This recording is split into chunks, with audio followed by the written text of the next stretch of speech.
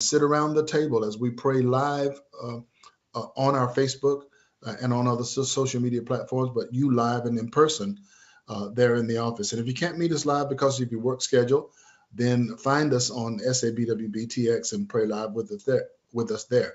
If work schedule again prevents that, then when you get off, you can go to SABWBTX and find the prayer meeting and pray along with those who have already prayed during the course of that day. I want to now go to commercial that invites you personally by our executive director, Natalie Hardy, to join us each Friday for the I Pray experience. And after that, I'll be right back.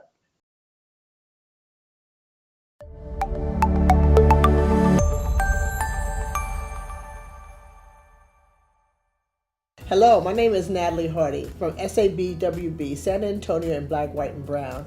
Every Friday morning at 10 a.m., we are at this table seeking the face of God on behalf of our city. And if you didn't know that, I wanted you to know so that you can tune in with us and pray with us, whether we do it on that same time or after the fact, and look at a broadcast and pray with us after the fact. Every voice counts. So join with us on Friday mornings, and we look forward to praying with you. Bless you. Bye-bye.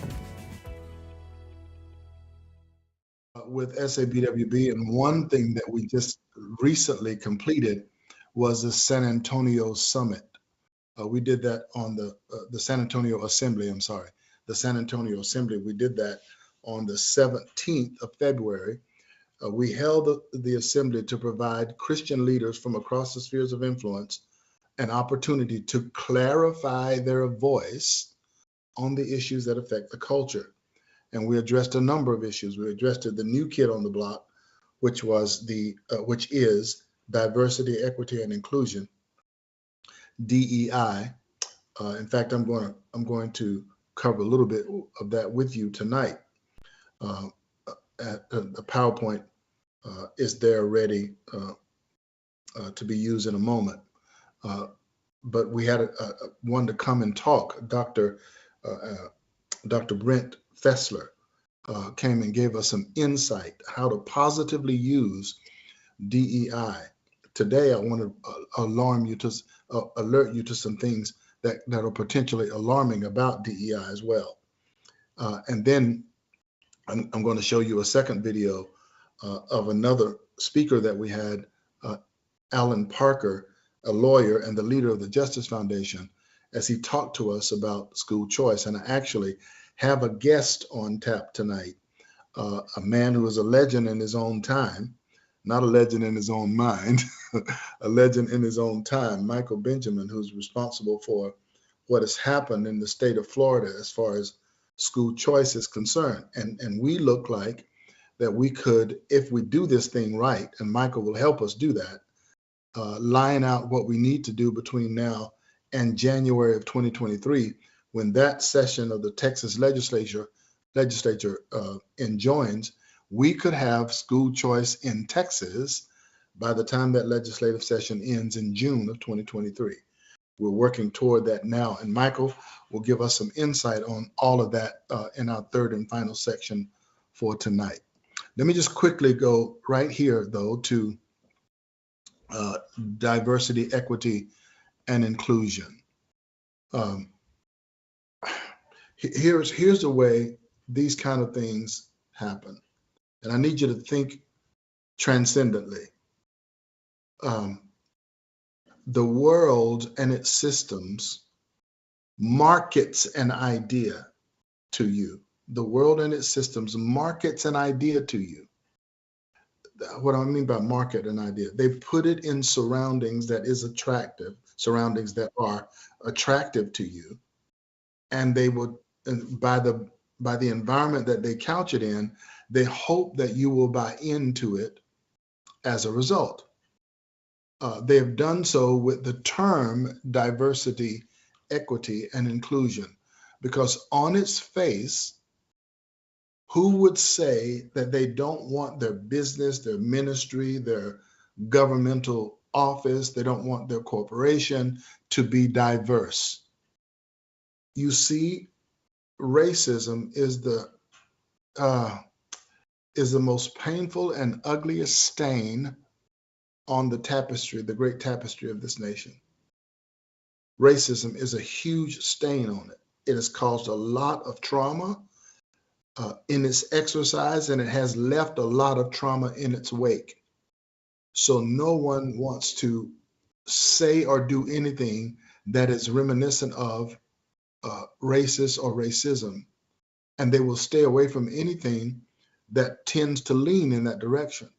So if I want to get away with something, or if I want you not to touch something that I'm doing, then I can put it in racial tones and you won't touch it because it's such a volatile um, area of discussion for us in the United States. So when I say diversity, you're going to, of course, embrace diversity because it is the opposite of being um, segmented and segregated. Those kinds of ideas and words are associated with Jim Crow, is associated with white supremacy and all of that negative, ugly history and stain that is on our country. So if I want you to stay away from uh, or want you not to interfere with something I'm seeking to do, I can couch it in that, and I know that because it has such negative toxicity around it, you'll stay away from it. Or I can go to the other end of the spectrum and say, rather than be segregationist or isolationist or racist, I want to be inclusive and I want to be diverse. Of course, that is an already a soft land that has a soft landing in our conscience because we all do want to be diverse. So we cannot say on the face of it, that we don't want diversity, especially as the people of God. Because if one thing is true, John 3:16 is true. For God so loved what? The world. He loved the whole world. That means he loved every race and every kindred and every tongue and people, that he gave his only begotten Son, that whosoever believeth in him should not perish, but have everlasting life. In fact, in the book of the Revelation, when the story of time is wound up and we see it unfolding in Revelation, it says that standing before the throne of God and singing a song only the redeemed can sing is people coming out of every people, kindred, nation, tongue.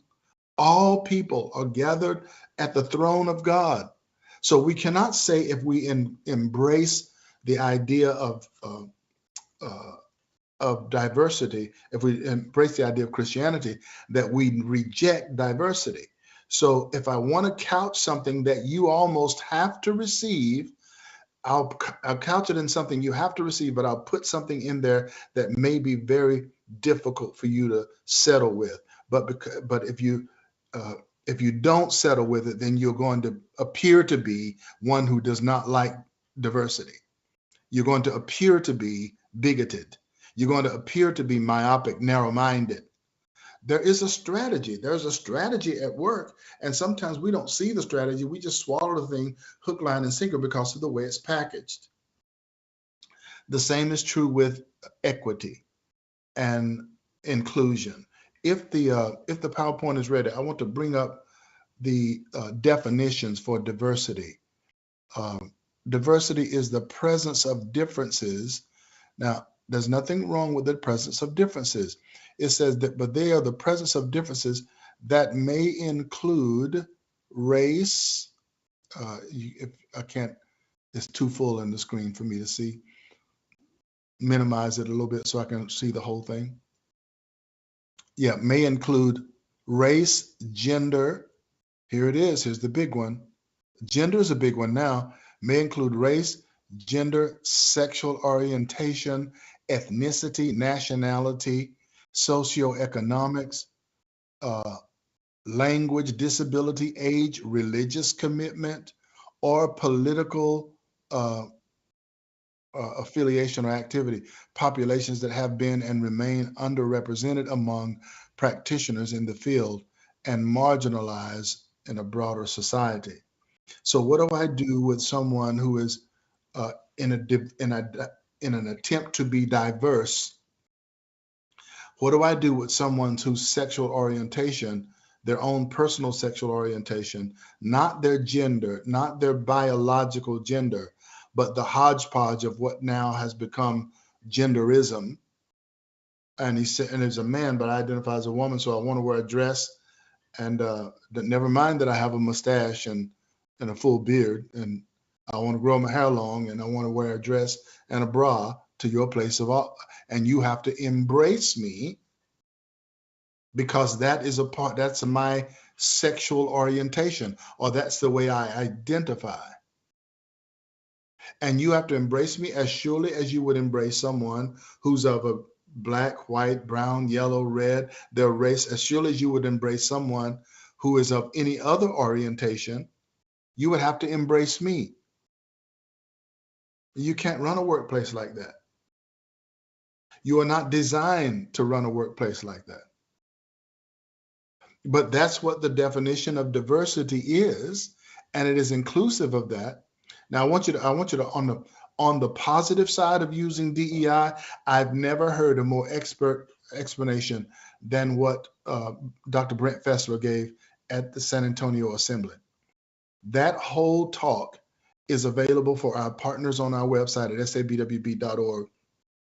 I encourage you to become a partner. You'll get the bag that I introduced at the top of this hour as partners, and you'll be able to go to the partner site of our website and be able to look at that full talk that Dr. Fessler did on DEI and its positive use.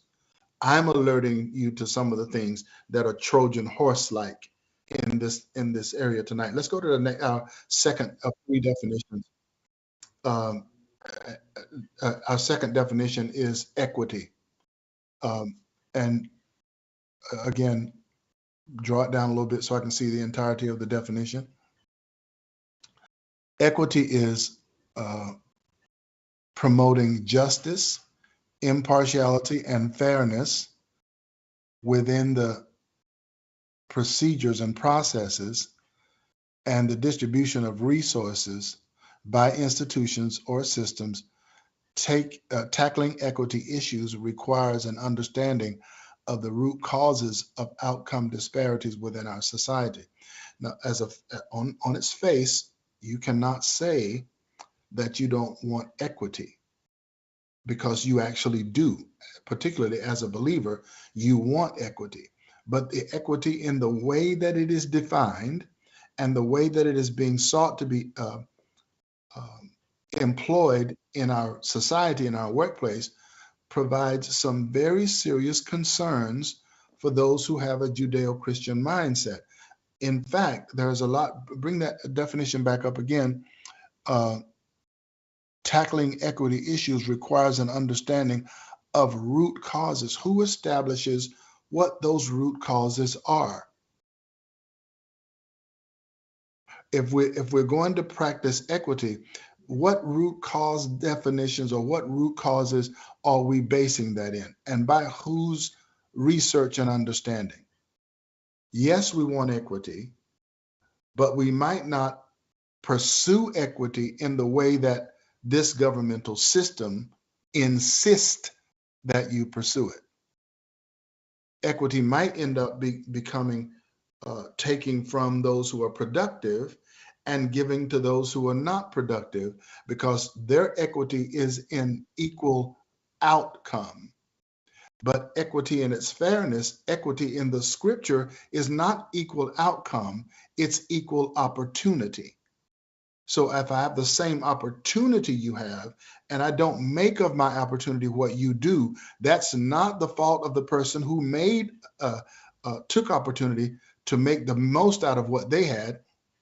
I don't have a right to take from the productive and give to the unproductive. I don't have a right to take from the one who has exercised energy and work ethic and sweat and turn his or her sweat over into the hands of someone else, because we have to have equal outcome. We don't have to have equal outcome. Equity should not equal outcome. When we start talking about poverty and the disparity in poverty, to address the root causes of poverty is not to take from those who have a whole bunch and give to those who don't have anything. It is to make sure that the system itself does not limit one from going as far as they want to go, that the opportunity for them are equal as they begin to apply their work and their work ethic. Let me look at the last definition, because I got a guess that's important that we get to tonight. The last definition we're going to look at is inclusion. All of these things, all of these, you have businesses, you running schools. In fact, I want to read something to you. This was sent to me by a member of the church that I have the great opportunity to pastor, Faith Outreach Center International, and his name is Felix Romo.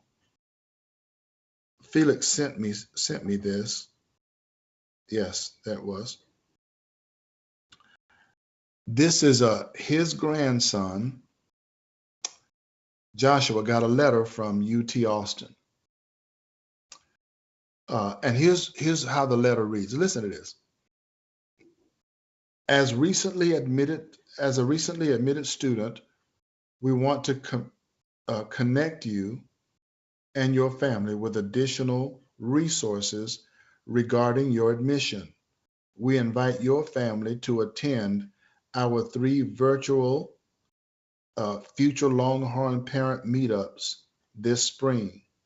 The meetups are exclusive, invitation-only events to the parents and guardians of Black/African American and Hispanic and Latin American students. Now let me ask you something. If white students at UTSA or UT Austin had gotten a letter, the incoming student says, listen, we want to invite you to something that is exclusively for whites.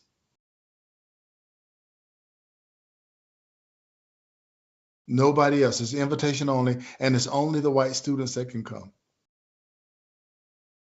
I'm telling you, there would have been an outrage over that. How dare they give the advantage to this racial group? And what is it that you would have to say in a briefing, giving information to Black and brown students that you can't say to the entirety of the student body? Now, this can't, so when this parent got this, Hispanic male, when his grandson got this, he thought, that doesn't sound right. And he sent me a copy of it. In the post-secondary educational world, and all the way through the down line, all the way to pre-K, based on erroneous teachings like 1619, the 1619 Project, and the critical race theory and those kind of things, there is now an attempt to ingrain within the formative minds of young people that because you're white, you're an oppressor. You come from an oppressive race. Or because you're Black, you're the oppressed. And these whites need to give to you Blacks in order for equity to be in the land. Equity is not equal outcome. Equity is equal opportunity. Everyone should have the same opportunity. Now, based on where some have started, they may need more assistance based upon where they have started. They may have started much further back. In fact, I saw this illustration one time. This person, I saw this on Facebook. He lined his college students up. I think it was like on the football field at the goal line, and he said to them, all of you who have had 2 parents step forward, all of you who have a support system step forward. He named several other requirements, and some were left on the starting line. He said, now if we're going to all race to the other end, should be obvious to you that some of you who have had these advantages are going to beat those who have not had it. I thought it was a very keen illustration. So if I'm helping in some way those who are still on the baseline, I'm not showing them favor. I'm making up for disadvantages that they've had up until now to give them an equal opportunity to get to the finish line at the same time somebody else does. That's providing opportunity. And some may need more help in some areas than others. But to class a person based upon their race is racist. It's racist. So in an attempt to sometimes appear not to be racist, the University of Texas at Austin appeared racist. Diversity, equity, and inclusion are not something that you can throw a bunch of money and a bunch of programs at. Is something you have to think through. So I want to, in our last portion of this session tonight, I want to play a little footage first from let me just go to one. I'll go to one section that Alan Parker did concerning school choice, because we addressed that in the assembly as well. And we're gonna show that little piece of video, go right to commercial. And when I come back, my guest will be with me for tonight. In order to improve public education, I'm saying this is to make all school better.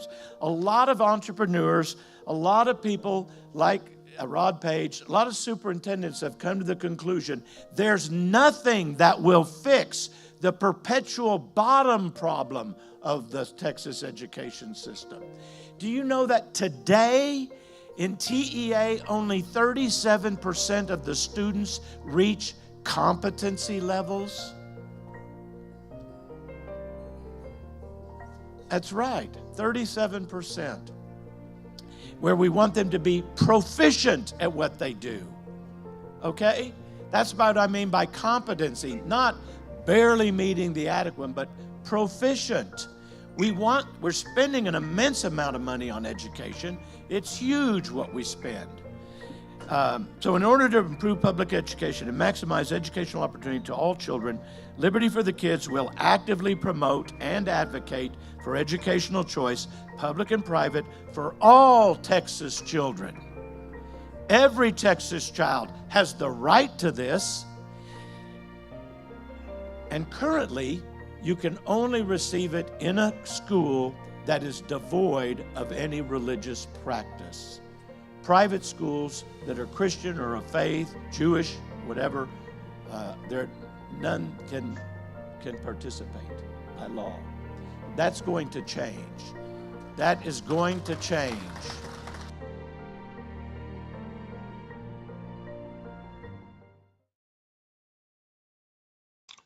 Thanks for joining me back. Let's go right quickly to commercial as we get prepared for our last guest for tonight.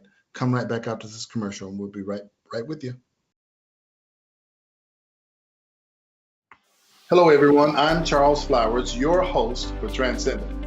Transcendent is SABWB's online weekly broadcast aired here on Influence's platform. Join me and other key leaders from various pillars of influence which shape the culture of San Antonio for innovative and strategic dialogue. Each week, we will address core community values and principles that need to be restored and re-implemented into our culture of our great city. This may often necessitate identifying where these values and principles are being compromised and reflecting on the damaging impact that such actions may have if left unaddressed. But ultimately, we want to take the conversation beyond ordinary limits, exceed the normative boundaries, and implement bold, time-tested principles across the pillars of influence in our city, which will result in the positive transformation of the culture. I look forward to visiting with you each week here on Transcendent.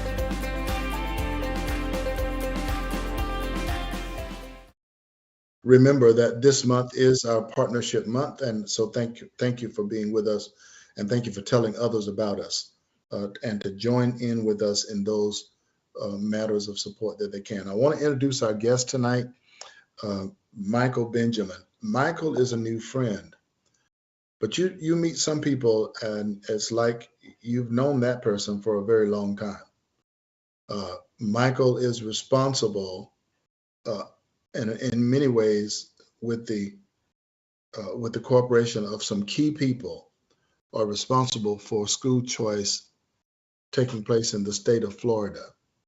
He would often say that people knew about his work before they knew about him, which I think is an admirable thing. If your work speaks for itself, um, it does with Michael Benjamin. So, Michael, thank you for being with us tonight on Transcendent.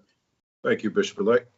Appreciate being here. Uh, um, you and I met just weeks ago, and we met at another meeting that was put on by Texas Public Policy Foundation and several other partners around school choice, and you were a presenter at that.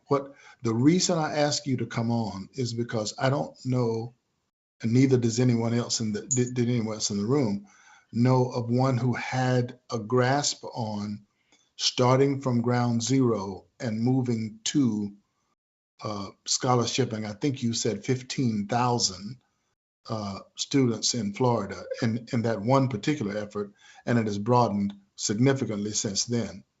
So let me just ask you kind of a controversial question right out of the chute. It is often rumored, Michael, that Black people don't want school choice. Can you speak to that? Yes, and thank you for the opportunity to address your audience. Yes. According to polling, that is not the case. Okay. And you know, it's a very good segue when you mention providing the same opportunity. You know, educational choice sometimes gets a name connected to it, and people just don't really understand what it is. But really, what it is just leveling the playing field. It's allowing the same opportunity to families with limited financial means, the same opportunity of access to quality education that family with means have. Now, because in a real sense, Michael, some people are already enjoying school choice because correct. they can afford it. Correct. If you And can there are move to a others- better neighborhood or put your kid in private school, you have educational choice. And it's sad to think that you could be relegated to a school by a zip code, you know, and you know, no one has a monopoly on schools. And so it's unfortunate, although my child's in public school, he's in a magnet school, a gifted school, the taxpayers are the ones that should be directing where their child will thrive best. And so, as much as, you know, Would you say that one more time? Because I think it needs to sink into us. Right. A parent who knows or loves their child better than a parent.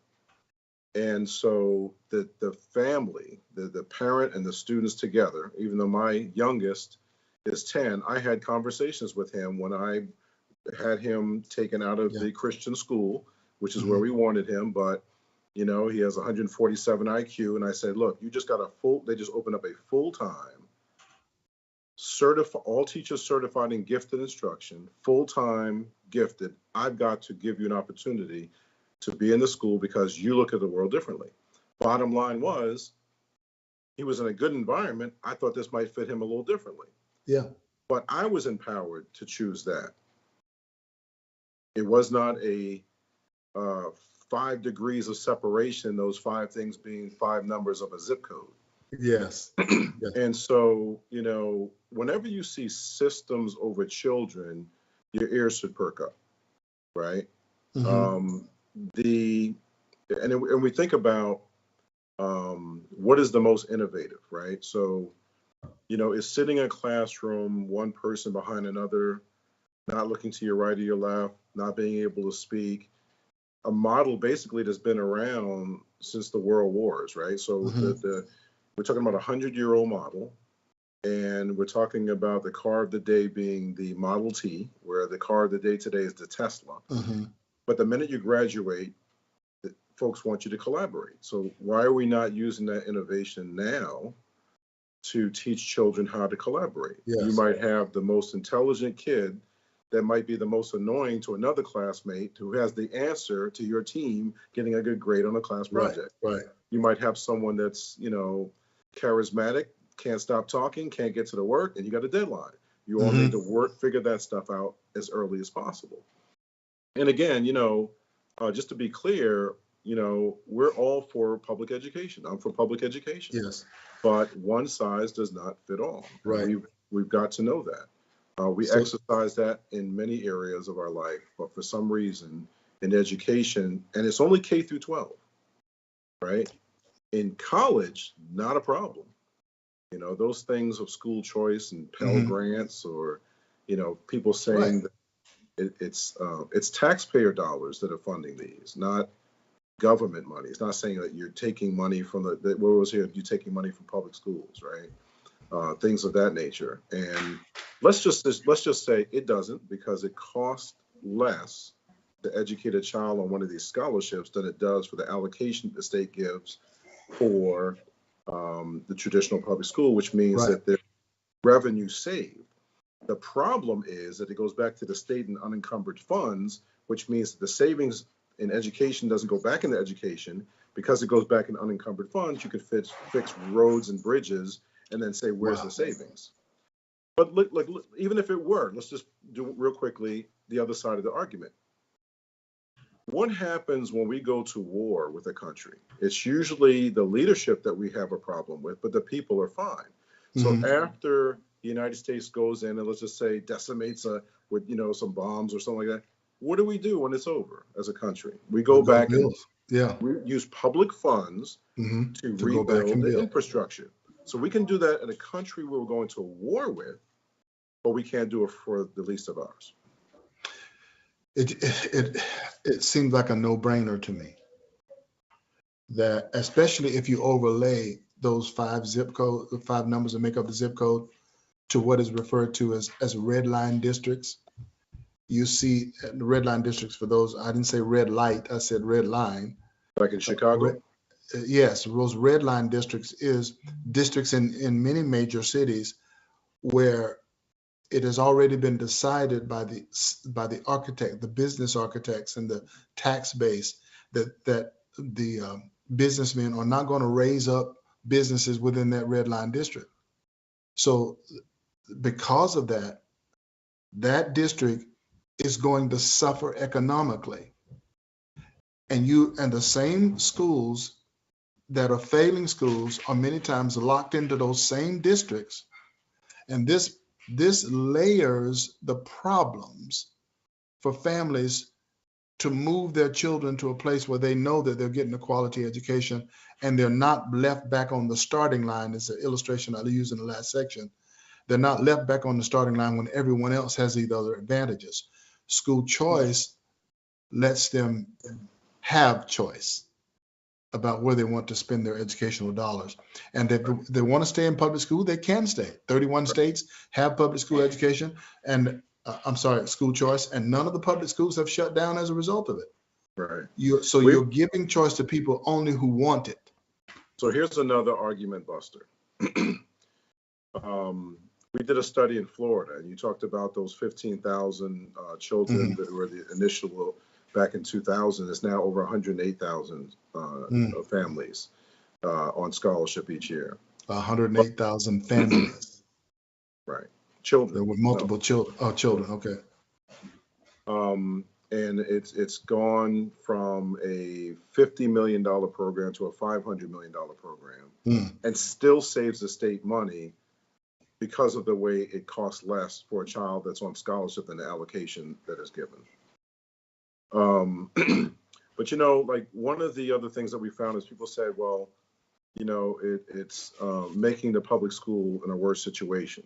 Well, first of all, there will always be the majority of the students in the traditional public school system. But what we decided to find was those that availed themselves of a scholarship had greater increases in grade point average increase, right? So they're faring better. Now, one of the things that we always hear is the public schools, the traditional public schools, I now call them almost government schools because of the way the argument is.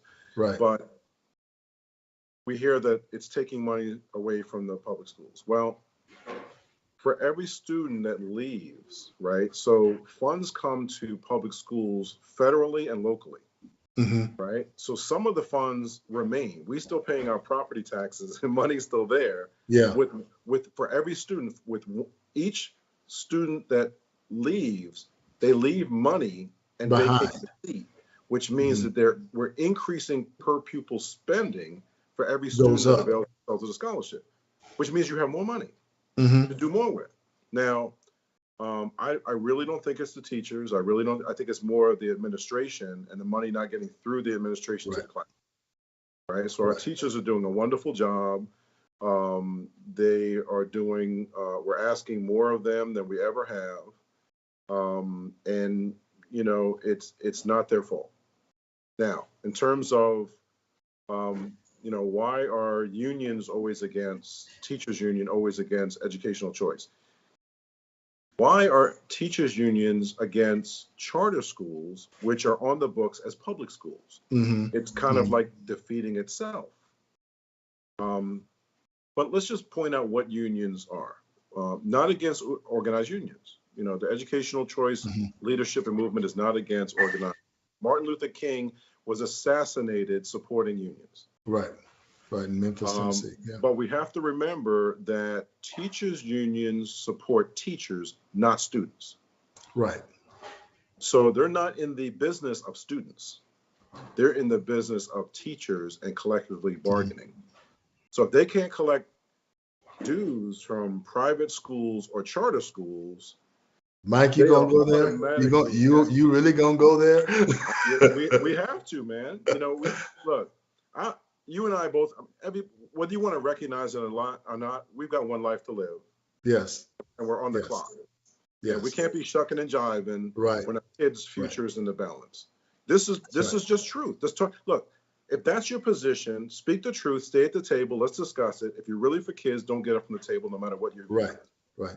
Because if you do get up from the table because of that, you're making a statement. And that statement is you're not really here for the children. Right. Now, if something would have happened between a student and a teacher in a classroom, the teachers union is not coming in to represent the student. Right. They're going to represent the teacher. Right. So on the flip side, who represents the student? First thing that's going to happen is that parent's going to show up. That's right. Right. So when we see this kind of tug of war, one is for freedom, one is for maintaining a monopoly, right? So here, this is the way I look at it, right? So most people of God look at life as a not from a scarcity mentality, but from an abundant mentality.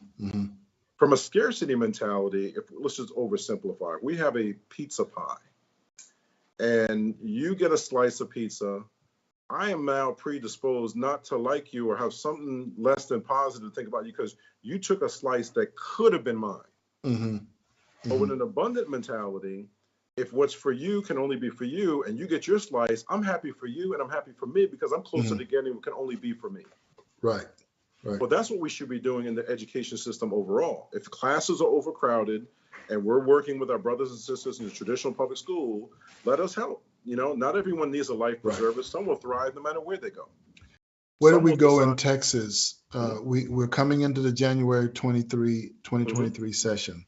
In my closing statements in the meeting that we were together last week, I spoke about the necessity to whiteboard this thing. For sure. To put a series of activities in place throughout 2022 so that we know going into 2023 that we have an optimum chance of coming out with school choice for Texas. Right. How do we start? Well, one of the first things that is done, and to show that, you know, folks are for all students, is that there has been passed, what do they call it? The SSES, which is the Supplemental Special Education Services, which is for those with disabilities. Now, If students were already, not getting a year's worth of education in a year's time, what do you think happened with the 2 years of the pandemic? Yes. And then how Yeah. much more exacerbated is that for those that had special needs Right. that were getting the professional services only when they showed up at school? Now, you have schools that have closed or refused to open. Right. So what happens to these individuals? Now, to the credit of the governor and the legislature, they were able to pass these grants. There were $1,500 to help, let's call them catch-up grants to help provide these services, which, I think there was like 72,000 that applied for it in 4 weeks. So the need is there.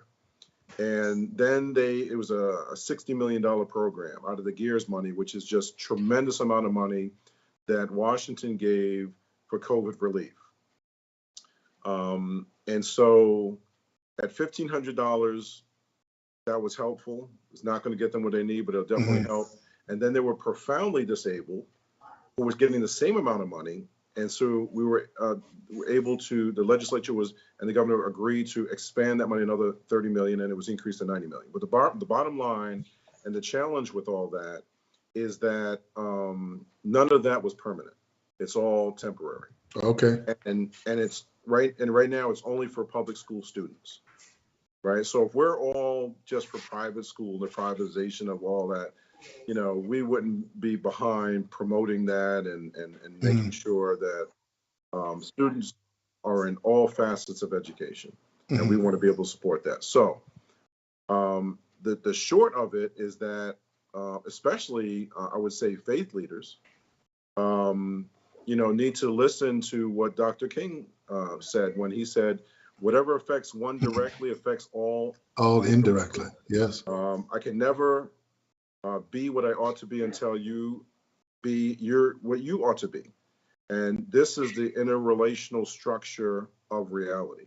Yes. It's interdependence. We go from dependence on our parents to independence, I can do it, Daddy, to interdependence where we need others to fulfill our own calling. Right. And whoever, Dr. King also said, whoever passively accepts evil is as much involved in it as he who helps to perpetuate it.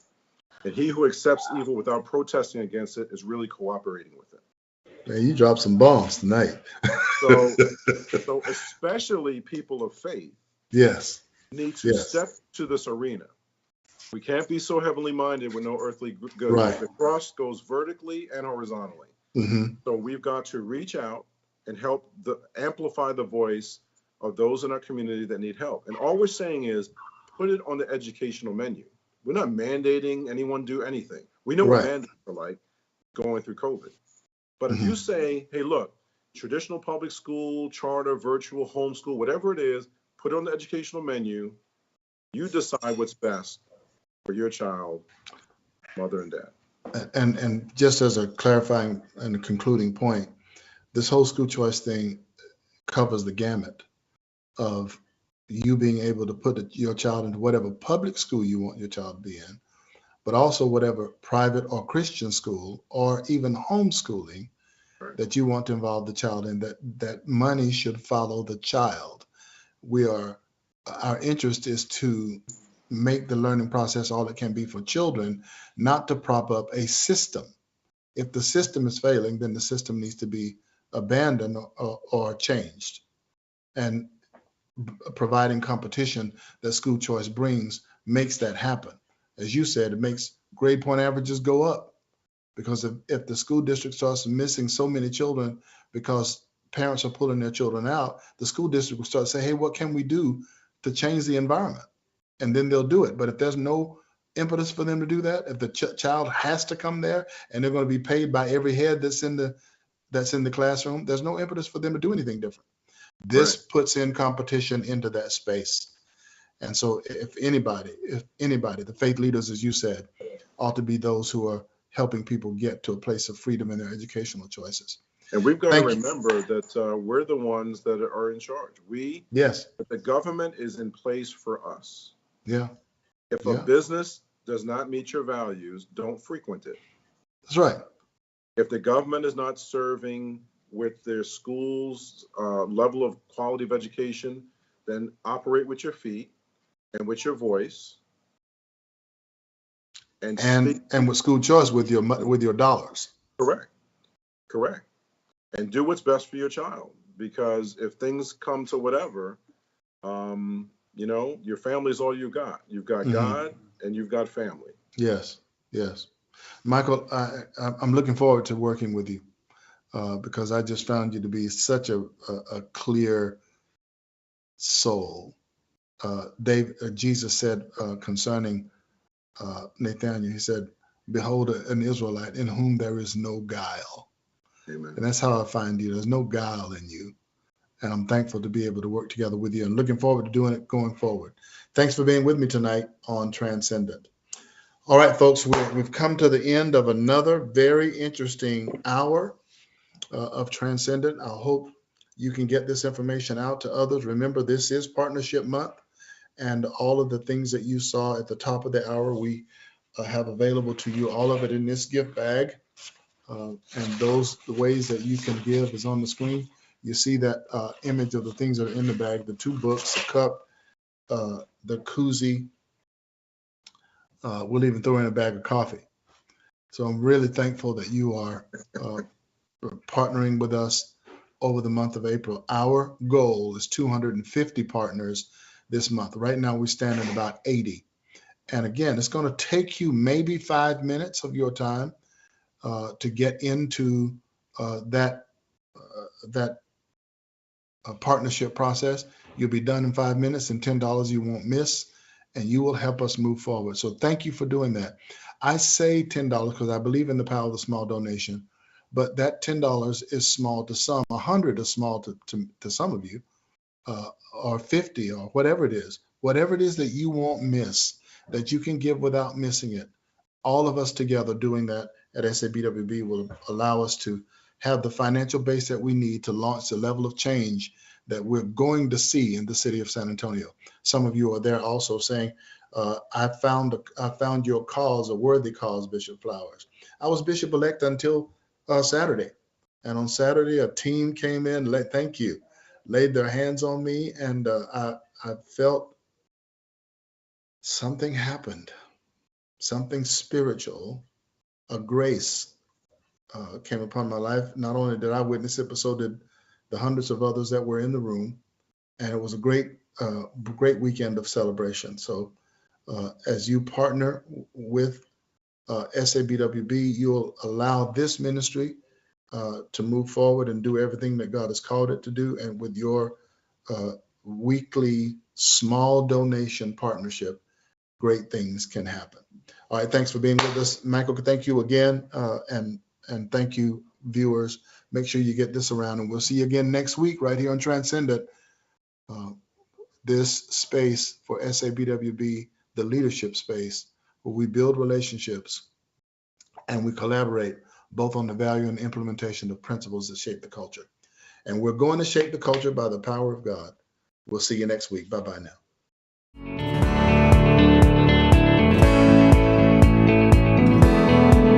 I appreciate you, man.